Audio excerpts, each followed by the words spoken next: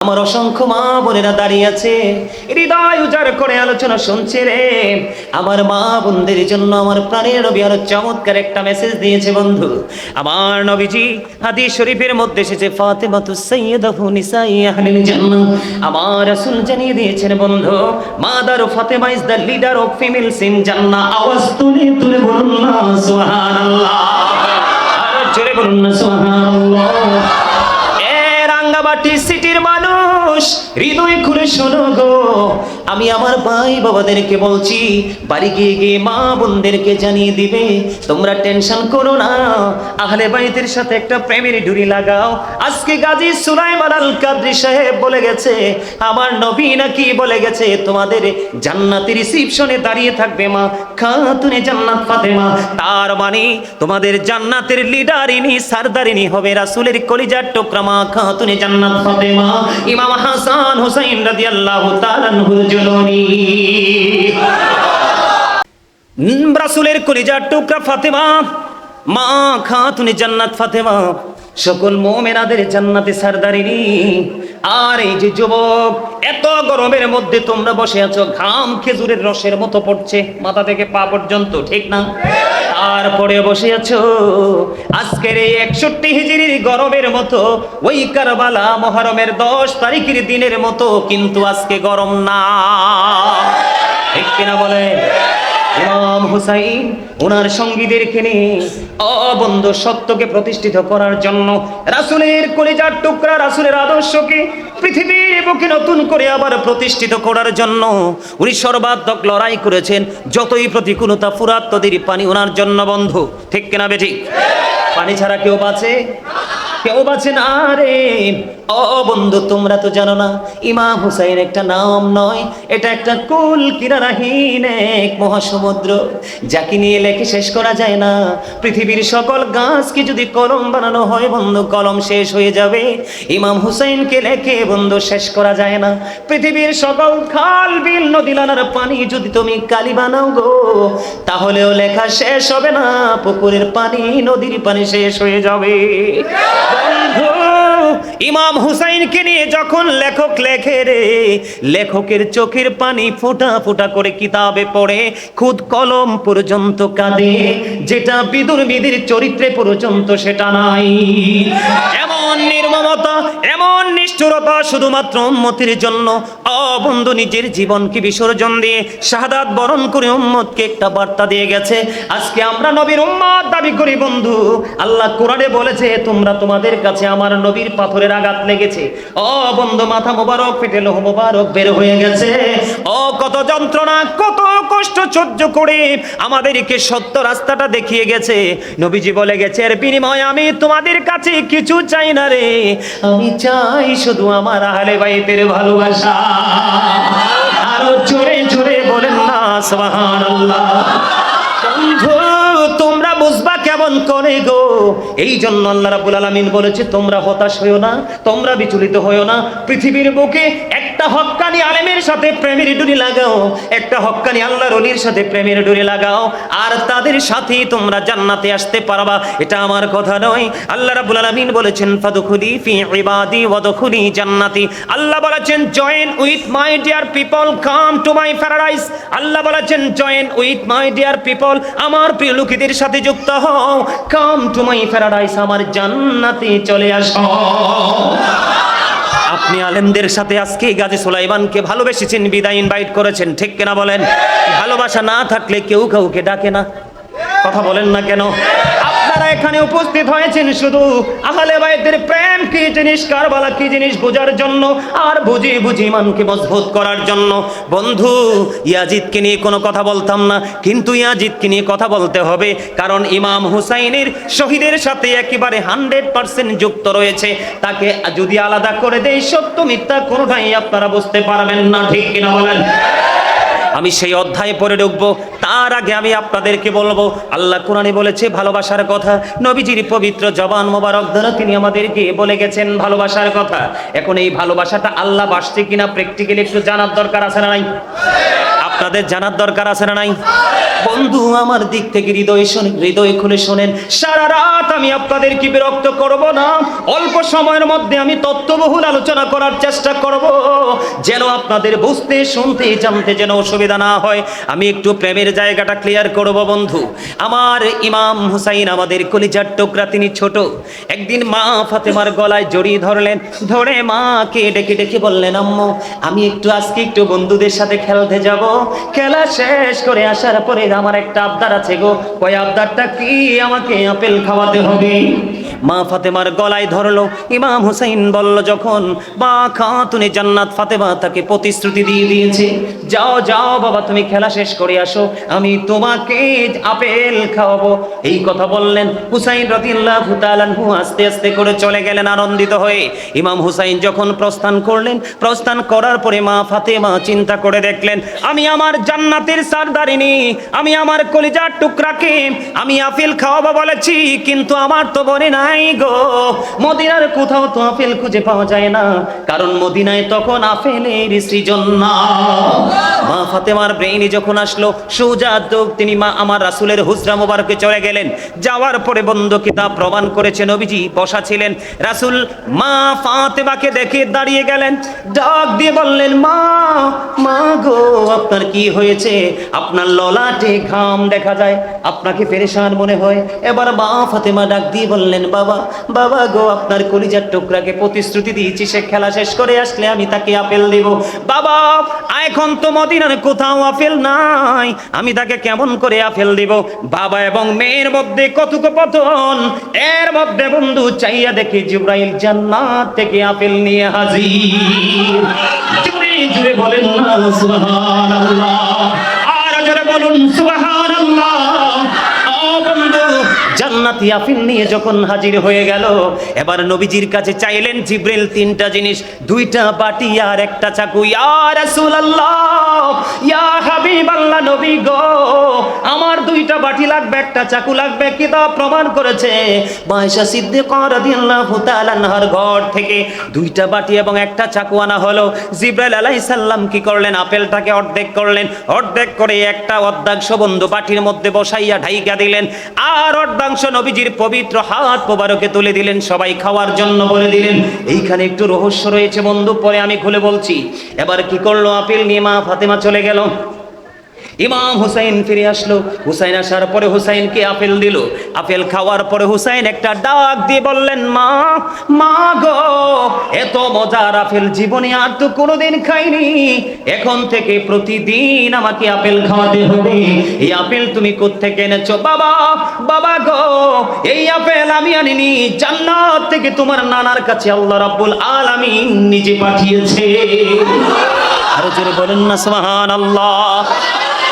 বন্ধু মা ফাতেমার কাছে হযরতে হুসাইন আর একটা সেকেন্ডের জন্য দাঁড়ালেন না, দৌড়ে চলে আসলেন আমার প্রাণের নবীর কাছে। নানা গো এখন থেকে প্রতিদিন তোমাকে আমাকে আপেল দিতে হবে। একটু রহস্য আছে যে শুরুতে রেখে এসেছি, মনে আসেনি আপনাদের? অর্ধেক আপেল কিন্তু বাটির মধ্যে। অর্ধেক আপেল কোথায়? বাটির মধ্যে। জিবরাইল বলে গেছে, নবী গো এই আপেলটা প্রতিদিন একবার উপরের ভাটিটা সরাবে, প্রতিদিন শুধু একবারে সরাবে, দুইবার নয়। এবার কি করলেন বন্ধু? দিনটা চলে গেল, রাত্র যখন হলো, পরের দিন হলো, এই বাটি ডাকনা সরাইয়া দেখে অর্ধেকটা আপেল পুরো আস্তা হয়ে আছে। জিবরাইল বলে গেছে প্রতিদিন একবার ঢাকনা সরাবেন, অর্ধেকটা আপেল কাটবেন, আর অর্ধেকটা আমি যেইভাবে দেখি যে সেইভাবে ঢেকে রেখে দিবেন। সিস্টেম মতো বন্ধু কাটতে লাগলেন, কাটার পর অর্ধাংশ খাইলেন। খাওয়ার পরে চাইয়া দেখি বন্ধু গতকালকে যে মজা ছিল আপেলে, আজকের মজা তেমন না, আজকের মজা আরেক রকম। আরে জোরে বলেন না সুবহানাল্লাহ। এমনি করে করে করে করে 2 বছর পর্যন্ত বন্ধু বাটিটা সরাইলে দেখতো আপেলটা বন্ধু আস্তা হয়ে আছে, মানে গোটা। আপনারা কি বলেন? গোটা গোটা হয়ে আছে। 2 বছর পরে আল্লাহর কুদরতে জান্নাতি আপেল আবার অদৃশ্য হয়ে যায়। জোরে জোরে বলেন না সুবহানাল্লাহ। এটা কি প্রেম নয়? এটা কি ভালোবাসা নয়? এখান থেকে শিক্ষা আছে না নাই? আমার মালিক যদি তাদের প্রতি এত খুশি, তাহলে আমরা কি করা উচিত? কথা বলেন না কেন? আজকে যদি হুসাইনি আদর্শ যদি আমরা লালন করতাম, মিথ্যা কথা বলতাম না। আজকে যদি হুসাইনি আদর্শ যদি লালন করতাম, নামাজ ছাড়তাম না। আজকে যদি হুসাইনি আদর্শ যদি লালন করতাম, তাহলে কখনো ওজনে কম দিতাম না। আমরা যদি হুসাইনি আদর্শ লালন করতাম বন্ধু, তাহলে নামাজ পড়ার আগে আমরা ইস্তেঞ্জা করতে যাই, আমরা আপনার তাড়াহুড়া করে আপনার অপবিত্রতা রেখে আপনারা বন্ধু মসজিদে ঢুকতাম না। কথা বলেন না কেন? এখানে এই বন্ধু খান্তনু হুসাইনি আদর্শ আমাদেরকে বাস্তবায়ন করতে হবে। এই দুনিয়া তো বেঁচে থাকবো, মরার পরও বাঁচতে পারবো, ঠিক না ঠিক? আমি আপনাদেরকে আরেকটা মজার তথ্য দেই বন্ধু। ইমাম রাসূলের দরবারে এক গ্রাম্য লোক একটা হরিণের বাচ্চা ধরে এনে দিয়ে দিলেন। হরিণের বাচ্চা দেখছেননি আপনারা? সুন্দর না অনেক? হরিণের বাচ্চা ধরে দিয়ে দিলেন। হরিণের বাচ্চা যখন ধরে দিলেন, আমার নবীজি কি করলেন? হযরতে হাসান রাদিয়াল্লাহু তাআলা আনহুকে দিয়ে দিলেন। দিয়ে দেওয়ার পরে রাসূলের কাছে এসেছে একটা হরিণের বাচ্চা। দিয়ে দেওয়ার পরে ইমাম হুসাইন দেখতে দেরি, নানা নানা গো, আমারও একটাই সুন্দর হরিণ লাগবে। কিন্তু নবীজির কাছে এসছে কয়টা বাচ্চা? ছোট্ট একটা হরিণ। ইমাম হুসাইন আমার নবীজির কাছে বন্ধু হরিণের বাচ্চা চাইতে দেরি, আরেকটা হরিণ চাইতে দেরি। এবার চাইয়া দেখে সামনের দিকে দ্রুত গতিতে আমার নবীজির দরবারের দিকে দুইটা হরিণ দ্রুত দৌড়ে চলে আসতেছে। একটা বড়, আরেকটা ওই যেই বাচ্চা দিয়েছে সেই বাচ্চা সেম টু সেম। এবার নবীজির সামনে যখন আসলো, হরিণীর জবান খুলে গেল। হরিণী নবীজিকে সালাম জানালেন, সালাম দিয়ে বললেন, ইয়া রাসূলুল্লাহ, ইয়া হাবিবাল্লাহ, নবী নবী গো, আপনি যে আপনার একটা কলিজার টুকরাকে যে হরিণের বাচ্চাটা দিয়েছেন, এটার মা হলাম আমি মা হয়ে আরেকটা বাচ্চা আমি নিজে নিয়ে এসেছি, আপনার আরেকটা কলিজার টুকরাকে দিয়ে দেন। জোরে জোরে বলেন না সুবহানাল্লাহ, আরো জোরে বলুন সুবহানাল্লাহ। আপনার আমার একা একা চলার কোনো ক্ষমতা আছে? কথা বলেন না কেন? এই আসমান জমিনের মালিককে? আরো জোরে বলেন। কোরআনে বলেছেন এইটার মালিককে। আমরা ফিরে যেতে হবে একদিন কার কাছে? তাহলে হরিণ কি নিজে আইছে না আল্লাহ পাঠাইছে? আরো জোরে বলেন। এখানে প্রেম দেখা যায় কি যায় না?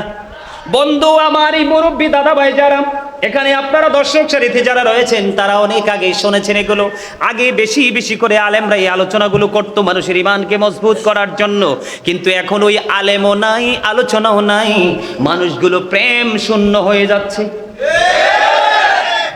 ইমাম হাসান হুসাইন দুই ভাই হাতের লেখা লেখলেন। কি লেখলেন? হাতের লেখা লেখলেন। লেখার পরে নবীজির কাছে গেলেন। নবীজি কয়, তোমার বাবার কাছে যাও। বাবার কাছে গেল হযরতে আলী। আলীর কাছে যাওয়ার পরে আলী বললেন, যাও তোমার মায়ের কাছে যাও, ফয়সালা হবে। ফয়সালা হলো কি জানেন? দুই ভাই হাতের লেখা লেখার পরে ফয়সালার জন্য গেলেন, কার লেখাটা বেশি সুন্দর। মা ফাতেমা একটা ডাক দিয়ে বললেন, আমার কাছে 60টা মতি আছে। কয়টা? আমার কাছে 60টা মতি আছে। আমি তোমরা দুই ভাইয়ের দিকে নিক্ষেপ করব। যে যত বেশি কুড়াতে পারবে, তার মানে আমি নিক্ষেপ করার পরে যে যত বেশি নিতে পারবা, তার হাতের লেখাটা বেশি সুন্দর বলে বিবেচিত হবে। মা ফাতেমা কাজ শুরু করে দিলেন। একটা একটা করে বন্ধু মতি নিক্ষেপ করলেন। দুই ভাই তিনটা তিনটা করে 6টা নিল। আর আছে কয়টা? হিসাব মতো পাবে তো যেই কোনো একজনে, ঠিক কিনা বলেন? মা ফাতেমা দুই ভাইয়ের দিকে মতি নিক্ষেপ করার জন্য রেডি হলো। আমার আল্লাহ একটা ডাক দিয়ে বললেন, জিবরাইল যাও যাও, ফাতেমার আঙ্গিনায় চলে যাও। ফাতেমা যখন মতি নিক্ষেপ করবে, এটাকে তুমি দুইটা টুকরো করে দুই ভাইয়ের বাগে দিয়ে দিবা। যেমন কথা তেমন কাজ বন্ধ। মা খাতুনে জান্নাত ফাতেমা নিক্ষেপ করতে দেরি, হঠাৎ তিনি দেখতে পেলেন অটোমেটিক্যালি মতিটা দুইটা টুকরো হয়ে দুই ভাইয়ের ভাগে চলে যায়। মা ফাতেমা একটা ডাক দিয়ে বলল, বাবা বাবা গো, তোমরা দুই ভাইয়ের হাতের লেখাই সমান সুন্দর। জুড়ে জুড়ে কন্যা সুবহানাল্লাহ। বন্ধু, ইমাম হাসান হুসাইন দুই ভাই আমাদের কলিজার টুকরা, আমাদের প্রাণ, আমাদের আদর্শ। আমরা তাকে লালন করব, বাস্তব জীবন, তাহলে আমরা নগণ্য থেকে হয়ে যাব ধন্য। ঠিক না? ঠিক। এগুলা কি প্রেম কিনা? তারা কেমন আদর্শের ছিল আমি আপনাদেরকে বলি।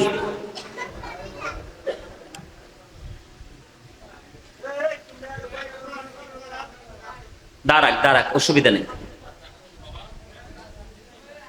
দাঁড়াক ভাই, তোমরা কথা বলো না, কারণ তোমরা যদি কথা বলো তাহলে এখানে কি মনে হবে জানো? প্রেম তো নাই বলে বিবেচিত হবেই হবে। উল্টোটা যদি পড়ি, এটা বেয়াদবি ছাড়ার কিছুই, এটা তো সাধারণ কোনো মানুষ নেই বলছি না।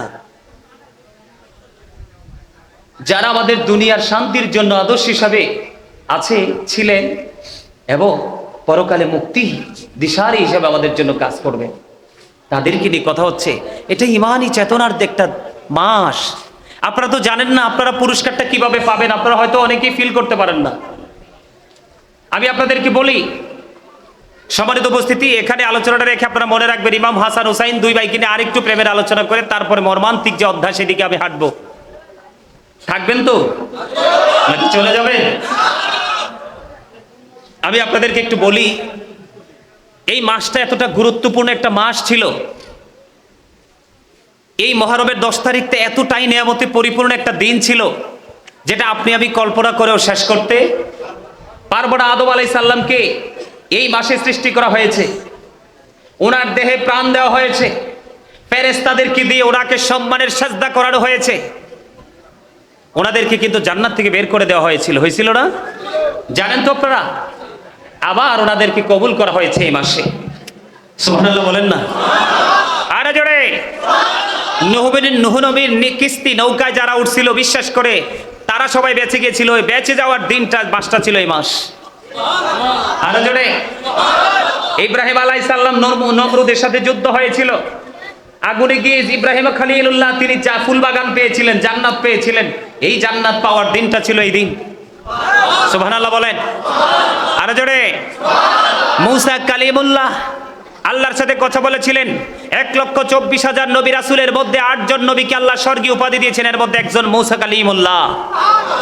মূসা কালিমুল্লাহকে আল্লাহ রাব্বুল আলামিন নীল নদের উপর দিয়ে রাস্তা তৈরি করে ফেরাউনের খপ্পর থেকে বাঁচিয়েছিলেন, আর ফেরাউন তার দলকে লোহিত সাগরে ডুবিয়ে মেরেছিলেন। সেই মাসটা ছিল এই মাস। আরো জোরে কোন? মজা লাগে না? ইউনূস আলাইহিস সালাম মাছের পেটে ছিলেন, মাছের পেট থেকে যেই দিন উদ্ধার হয়েছিলেন সেই মাসটা ছিল, সেই দিনটা ছিল এই মাসে। সুবহানাল্লাহ বলেন। মুহররমের 10 তারিখ, ঠিক কিনা বলেন? আমার নামে একজন নবী ছিল, হযরত সুলাইমান আলাইহিস সালাম। তিনি সব কিছুর হাজিরা রাখতেন, বাতাসও তার কথা শুনতো। ওনার যে গাড়ি ছিল এটা তেল, মোবিল, ড্রাইভার কিছু লাগতো না। বাতাসকে অর্ডার দিলে অটো এটাকে নিয়ে চলতো। হযরত সুলাইমান আলাইহিস সালামকে আল্লাহ রাব্বুল আলামিন তাকে বাদশাহী রাজত্ব দিয়েছিলেন এটাই মাসে। আর যারা বলেন না সুবহানাল্লাহ। হযরত ইয়াকুব আলাইহিস সালামের সন্তান হযরত ইউসুফ আলাইহিস সালাম এত সুন্দর নবী ছিল, যার চেহারার দিকে তাকায়া থাকতে থাকতে জুলেখা হাত কেটে ফেলছে, খবর নাই। ওই হারানো সন্তান ইউসুফ আলাইহিস সালামকে ফিরে পেয়েছিল হযরত ইয়াকুব আলাইহিস সালাম। সেই দিনটা ছিল এই দিন, এই মাস। তাহলে নিয়ামত না? বন্ধু তোমরা জানো না, কারণ পৃথিবীর মানুষগুলো দিন দিন পাথর হয়ে যাচ্ছে, শক্ত হয়ে যাচ্ছে। Islam is not only a religion but also complete code of life. আমাদের পরিপূর্ণ পূর্ণাঙ্গ জীবন ব্যবস্থা রয়েছে ইসলামে। ইসলামের নির্যাস হলো নবী এবং নবীর আহলে বাইত। দাদা ঠিক নেই? নবী ছাড়া, নবীর আহলে বাইত ছাড়া কি প্রাণ খুঁজে পাবেন আপনি? আরো জোরে বলেন, পাবেন? আরো জোরে! তাদের স্মৃতিচারণ করার সময় এই মাস। সম্মানিত উপস্থিতি, অত্যন্ত গুরুত্বপূর্ণ, অত্যন্ত নিয়ামতে পরিপূর্ণ একটা মাস। আমি আপনাদেরকে আরো বলছি, আমার কথা শুনেন। হযরত ঈসা আলাইহিস সালামকে আল্লাহ রাব্বুল আলামিন আসমানে উঠায় নিয়েছে, এখনো আছে। যেই মাসে যেই দিনে উঠাইয়া নিয়েছিলেন সেই দিনটা, সেই মাসটা ছিল এই মাস। আরো জোরে বলেন সুবহানাল্লাহ। হযরত ইদ্রিস আলাইহিস সালাম তিনি এমন একজন নবী ছিলেন, তিনি সব সময় রোজা রাখতেন। ওনার ইফতারগুলো জান্নাত থেকে আসতো। আমার দিকে তাকান, ফলো মি।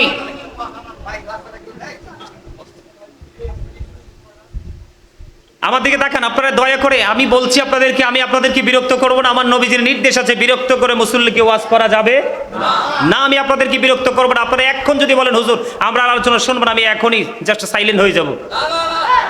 শুনবেন? শুনলে আপনাদের কাছে আমার অনুরোধ, কথা বলবেন না।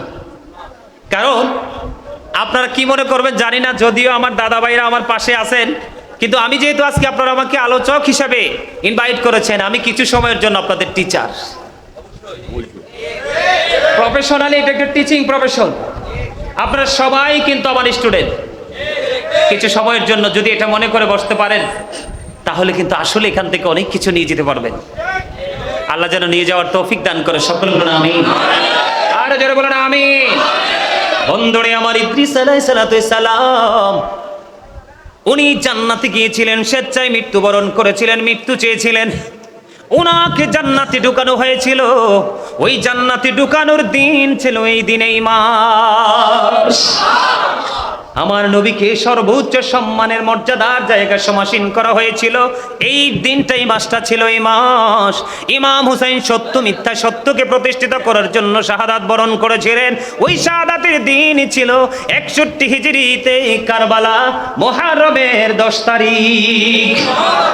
বলে হুজুর, এই যুগে এসে আমরা কি করব? আজকে অনেকেই কিন্তু রোজা রাখছে।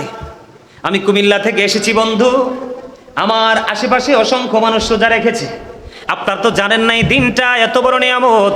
রমজান মাসে রোজার পরে কোন রোজার যদি গুরুত্ব পায়, তাহলে সবচেয়ে বড় গুরুত্বের কোটায় থাকবে মুহররমের 10 তারিখের রোজা। কিন্তু পরে নবীজি হাদিস শরীফের মধ্যে এসেছে, নবীজি বলেছে আগামী বছর থেকে আমরা 9 তারিখ রোজা রাখবো। কারণ ইহুদিরা 10 তারিখ রোজা রেখেছে, আমরা ইহুদিদের মতো করব না, আমরা তাদের ব্যতিক্রম করব। পুরস্কারটা কি জানবেন না? এই মুহররমের 10 তারিখে কেউ যদি একটা রোজা রাখতে পারে, আমার রাসূল জানিয়ে দিয়েছে বন্ধু, তার 40 বছরের জীবনের গুনাহ মাফ করে দেওয়া হবে, যদি মুহররমের 10 তারিখে একটা রোজা রাখা যায়। গুরুত্ব দেওয়ার দরকার আছে না নাই? আরো জোরে বলেন। এটার মর্যাদা তো বেশি। যদি আপনার এলাকায় কোনো গরিব মানুষ আছে, এই অসহায় মানুষ আছে, এতিম অনাথ আছে না নাই? এতিমের মাথায় যদি কেউ মুহররমের 10 তারিখে হাত বুলিয়ে দেয় রে, আমার নবীজি জানিয়ে দিয়েছে ওই এতিমের মাথায় যত চুল তত সমপরিমাণ সওয়াব তার আমলনামায় দেওয়া হবে। এই বন্ধু, আমি আপনাদেরকে বলে দেই, মুহররমের 10 তারিখে কেউ যদি কোনো রোজাদারকে ইফতার করাতে পারে, গোটা মুসলিম উম্মাহকে ইফতার করানোর সওয়াব তার আমলনামায় দেওয়া হবে।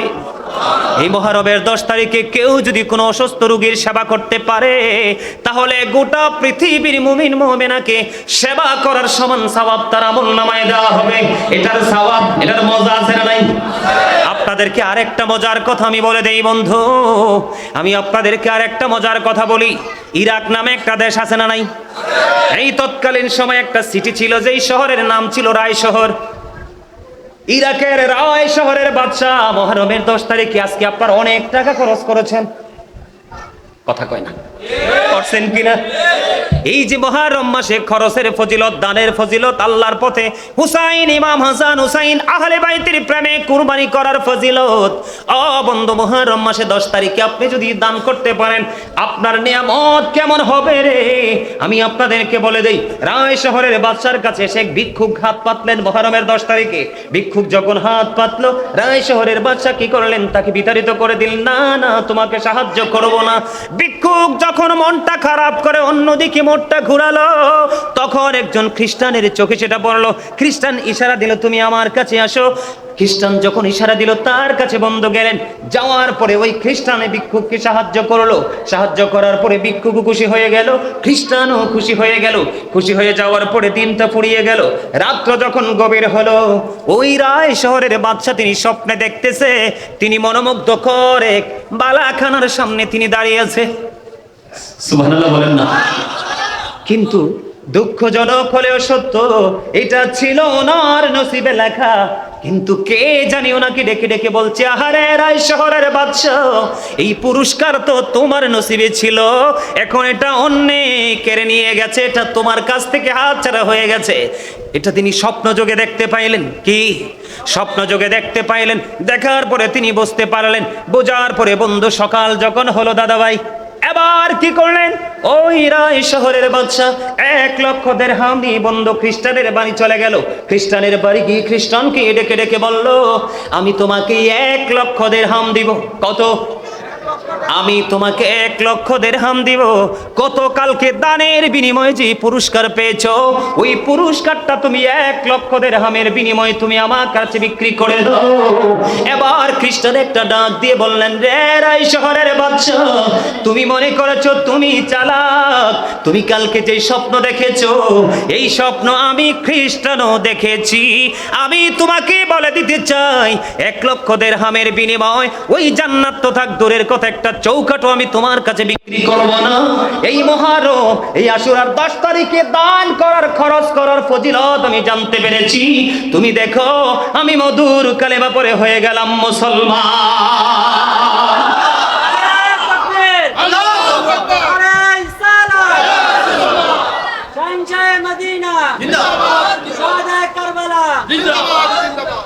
আরো আগে স্লোগান দেওয়া দরকার ছিল, তোমরা তো ঘুমাই রেছো। যদি চা খাইতে তাইলে ভাবতাম যে চা আছে হাতে, চায়ের নেশায় ভুলে আছে। ঠিক কিনা বলেন? আরো জোরে। আমার কথা কি ভাল লাগছে? আরো জোরে বলেন। আরে আরো জোরে বলেন। মজার খবর না? কি মনে করলেন আপনারা? এই আশুরার ফজিলত দেখে একজন বিধর্মী হয়ে গেল মুসলমান। এই জন্য আমি সব সময় বুকে হাত দিয়ে বলি, I am very successful person, কারণ আমি আখির নবীর উম্মত হয়েছি। এর চেয়ে বড় মজার কিছুই হতে পারে পারে? সবসে আওলা হামারা নবী, সবসে মালা